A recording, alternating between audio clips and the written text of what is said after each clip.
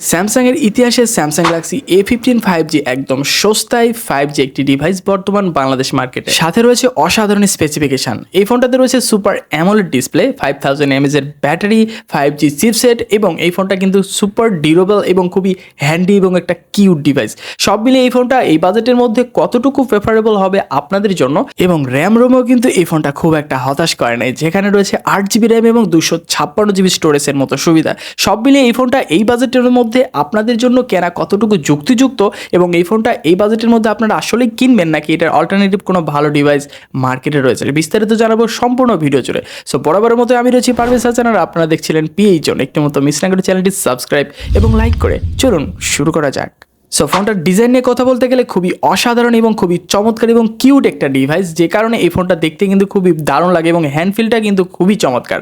কারণ এই ফোনটা দেখতে কিন্তু অনেকটা A55 এবং A35 এর মতো বলতেই পারেন, কারণ এই ফোনটার ডিজাইনটা কিন্তু একদম স্কোয়ার শেপ ডিজাইন এবং হ্যান্ডি একটা ফোন এবং ছোটোখাটো একটা ফোন, যার ফলে এই ফোনটা কিন্তু ইন হ্যান্ড ফিল কিন্তু খুবই দারুণ দিচ্ছিল। এবং এই ফোনটার সুপার অ্যামোলেড ডিসপ্লে রয়েছে ফ্রন্টে, যেখানে ইউশেপ নচ ডিসপ্লে, যেটা আপনাদের একটু কমপ্লেন করার জায়গা থাকতে পারে, বাট আপনি যদি ডিসপ্লের দিকে একটু তাকান ভাই, আপনার মন ভরে যাবে, কারণ ডিসপ্লেটা কিন্তু খুবই ভিভিড এবং কালারযুক্ত এবং দেখতে খুবই পাঞ্চি এবং আপনার এক কথায় আই ক্যাচিং মনে হবে। এবং পিছন দিকে আপনি দেখবেন ম্যাট বডি, এবং এই ফোনটার 3টি কালার ভেরিয়েন্ট রয়েছে, ব্ল্যাক, ব্লু কালার এবং একটি হচ্ছে ব্লু কালার এবং আরেকটি হচ্ছে লাইট ব্লু কালার।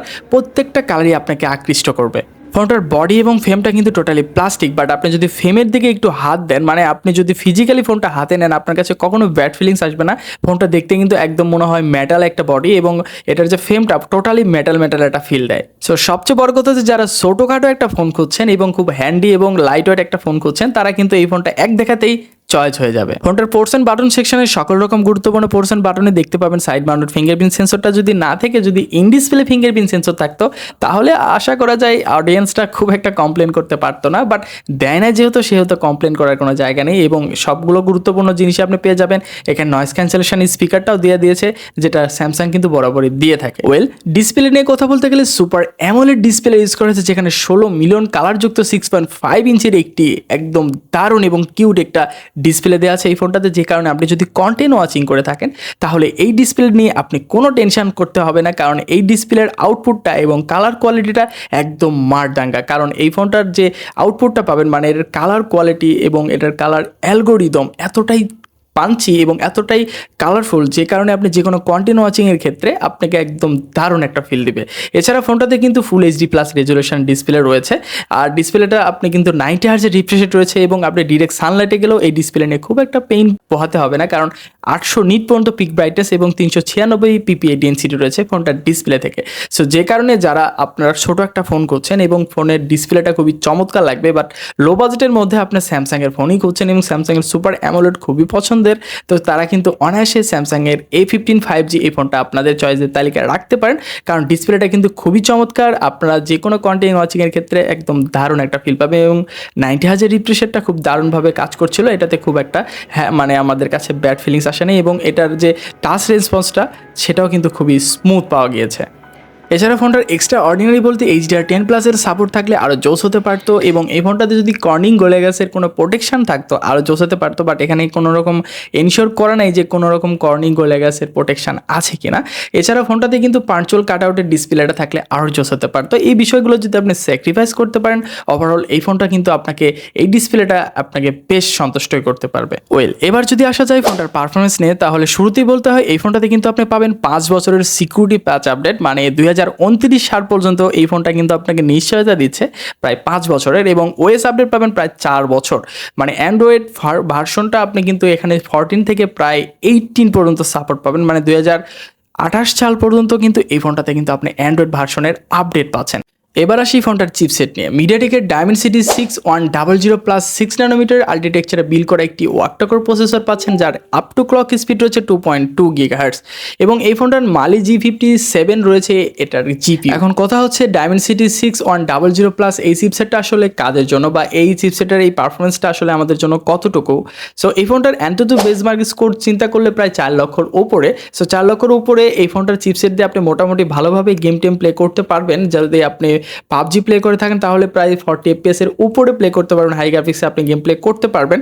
এছাড়াও ফোনটাতে যদি আপনি ফ্রি ফায়ার লাভার হয়ে থাকেন তাহলে সেক্ষেত্রেও কিন্তু আপনি একদম আলট্রা এইচডিতে একদম হাই গ্রাফিক্সে গেমগুলো প্লে করতে পারবেন। এছাড়াও অ্যাসফল্ট 9, এছাড়াও আপনি যদি টুকটাক 2D গেমগুলো প্লে করে থাকেন সেক্ষেত্রে কিন্তু ভালো আউটপুট পাবেন এই ফোনটার চিপসেট থেকে।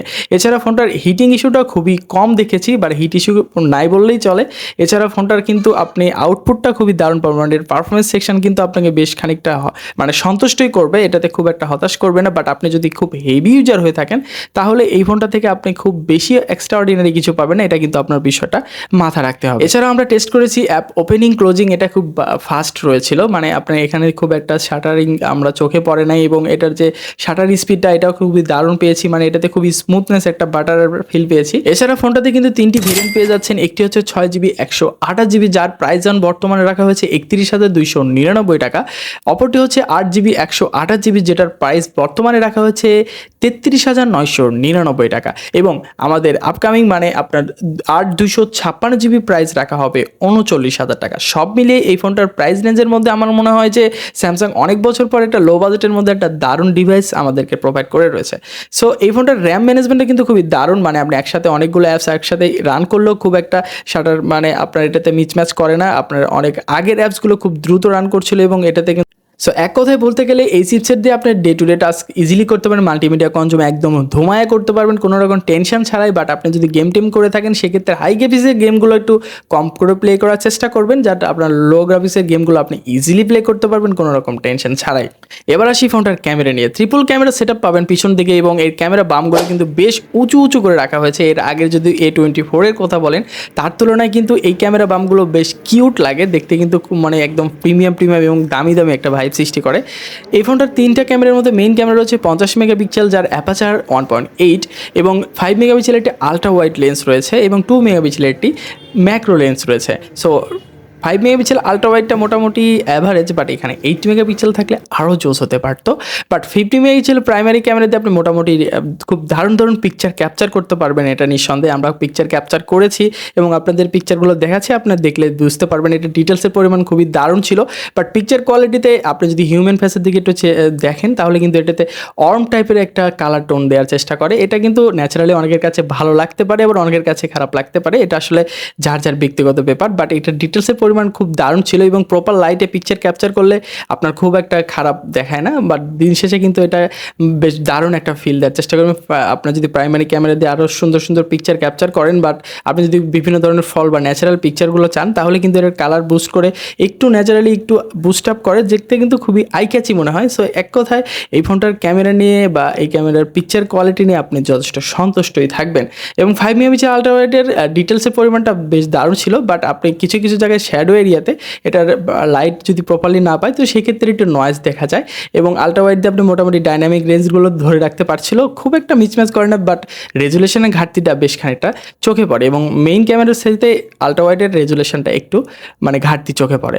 এছাড়া 2 মেগাপিক্সেল ম্যাক্রো দিয়ে মোটামুটি কাজবাজ চালিয়ে নিয়ে যেতে পারবেন, বাট এই 2 মেগাপিক্সেল ম্যাক্রো দিয়ে আপনি এক্সট্রাঅর্ডিনারি তেমন কিছু পাবেন। আর এছাড়াও যদি আপনি ডেপথ সেন্সর কথা বলেন তাহলে এটার যে আপনার সফটওয়্যার বেস যে ডেপথ সেন্সর পোর্ট্রেট মোডে যে পিকচারগুলো এটা কোনো দারুণভাবে ক্যাচ করতে পারছিল, বাট কিছু জায়গায় একটু মিচম্যাচ করছিল, এটা আসলে সফটওয়্যার অপটিমাইজেশনের ঘাটতি। সো নেক্সট হয়তো বা আপডেটের মাধ্যমে এটা সলভ করে দেওয়ার চেষ্টা করবে, যেমনটা আপনারা দেখতে পাচ্ছেন। সো এক কথায় এই ফোনটার ভিডিও রেকর্ডিংও আমার কাছে যথেষ্ট ভালো লেগেছে, যদিও এটাতে কিন্তু 4K রেজলিউশন ভিডিও করতে পারছেন না বা 60 FPS করতে পারছেন না, রেগুলার 1080-তে 30 FPS ভিডিও রেকর্ডিং করতে পারছেন এবং এই ফোনটাতে কিন্তু কোনো রকম ওয়াইএস বা ইআইএস বা ভিডিএসের সাপোর্ট নেই, তো সেক্ষেত্রে এইগুলো জিনিস আপনাকে মাস্ট স্যাক্রিফাইস করতে হচ্ছে।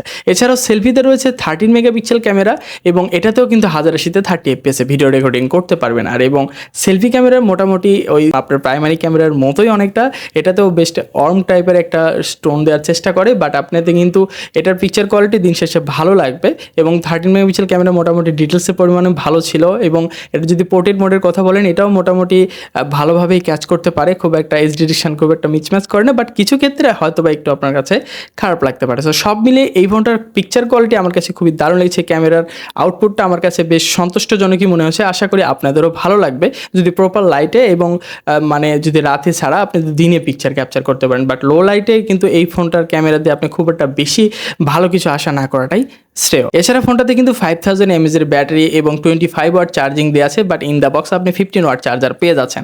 সব মিলিয়ে এই ফোনটা আপনাদের কাছে কেমন লেগেছে বিস্তারিত জানাতে অবশ্যই ভুলবেন না কমেন্ট বক্সে। সো এই ফোনটার অ্যাকচুয়ালি আমার কাছে যথেষ্ট ভালো লেগেছে, যদিও প্রাইসটা আমার কাছে একটু স্লাইটলি বেশি মনে হয়েছে। যদি আপনি আনঅফিসিয়ালের কথা চিন্তা করেন তাহলে আনঅফিসিয়াল কিন্তু বেশ খানিকটা কমেই পাওয়া যায় বাংলাদেশ মার্কেটে।